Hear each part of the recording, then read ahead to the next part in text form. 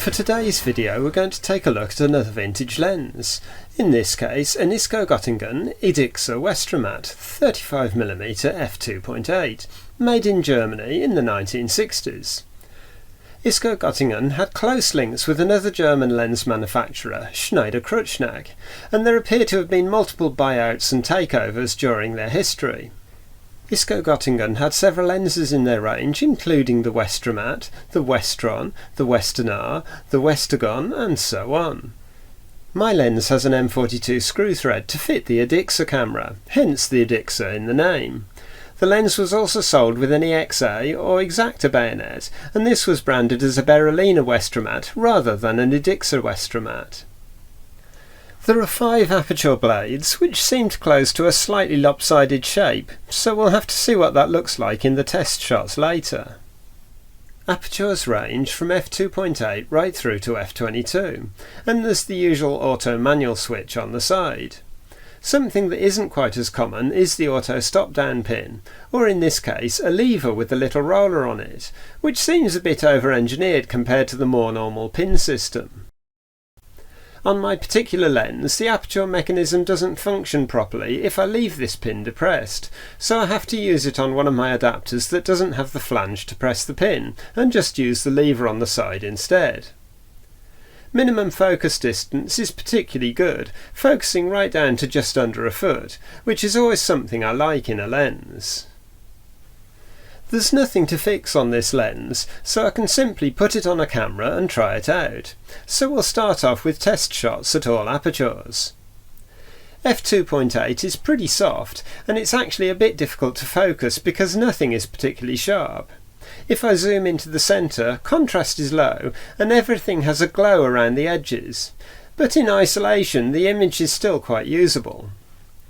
Moving on to f4, and immediately the contrast is improved. Most of that glow has vanished, and the vignetting that I never even mentioned in the first shot has also cleared. If I zoom into the top right hand corner, it's still pretty soft out there, but it's definitely a usable image. By f5.6 the image is sharper still, and the contrast is even better, but the image is still a bit soft out at the edges. Centre sharpness appears to be at its best once we reach f8, and if I zoom into the centre, the cracks in the 50 sticker are pretty clear. Surprisingly though, the corners still aren't fully sharp at f8.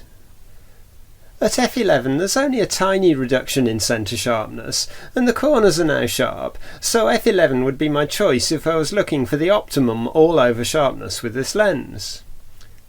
f16 is barely any different. There's a slight drop in contrast, but that's about it. And finally at f22, the image has got a little bit softer and there's less contrast, but it's nothing like as bad as I've seen with some lenses, and I'd be quite happy to use this lens stopped all the way down to its minimum aperture.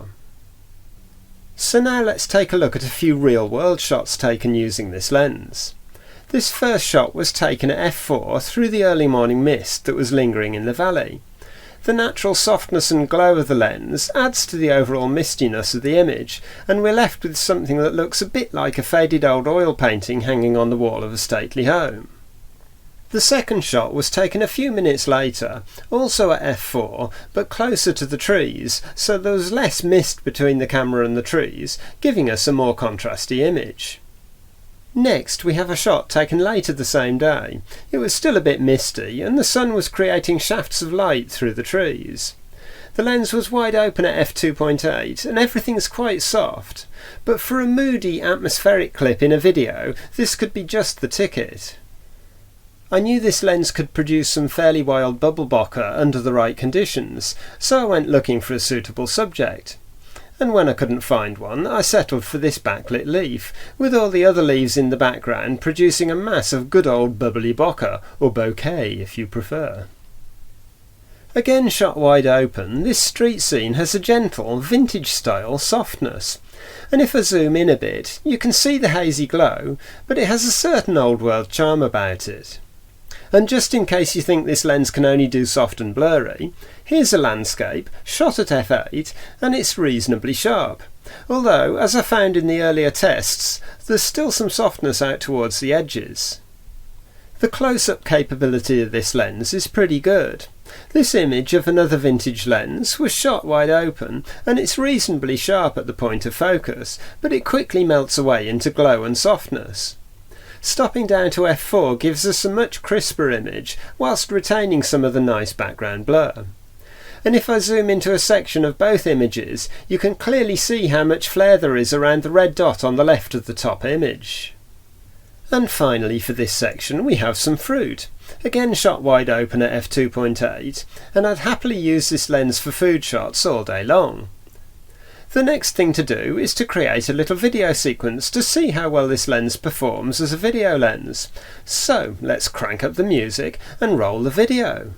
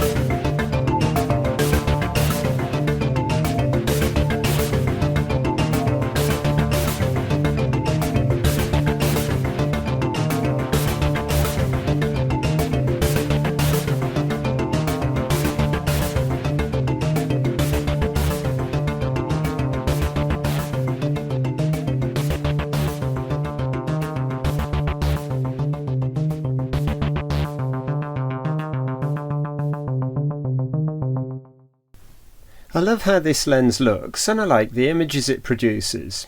I'm still kind of surprised how soft it is out at the edges. It's always possible that someone has done something bad to it in the past, but I've seen shots from a similar lens showing more or less the same results, so I guess that's just how it is. It performed brilliantly for the video sequence, and gave just the look I was going for. I think that will probably do for this video. I'll put links in the description to some of the gear I use to film my videos. If you've enjoyed watching, please like the video and maybe even consider subscribing to the channel if you haven't done so already.